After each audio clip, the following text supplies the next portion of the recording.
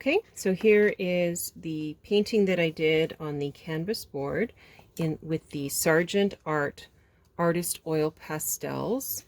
And again, this is a beginner pastel that you might want to try out. They blended very nicely. I used odorless thinner. Once I've got a few layers on, I use some odorless thinner to kind of blend some of the colors together.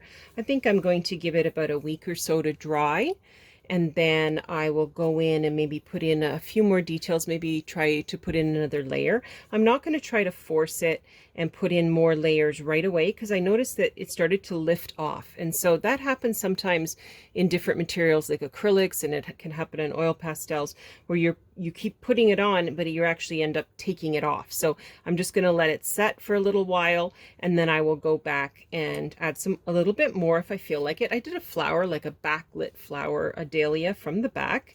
I did use a couple of different brushes. I used this one from Spectrum, a number 8 brush from Spectrum, white Taklon brush, and I found the nice soft brushes actually made the blending go much better. So I did try a more of a bristle brush, but I'm not going to do that next time. I found that kind of too scratchy, and the softer the brush was, the better, the smoother the blending was. Okay, and what I mentioned before about lifting off makes it easy if you make a mistake, like I did right here. I got a little bit of blue on there. I have a little bit of odorless thinner on this brush, and it lifts it up nicely. So then you can go in and you can touch up your edges and everything that you need to touch up.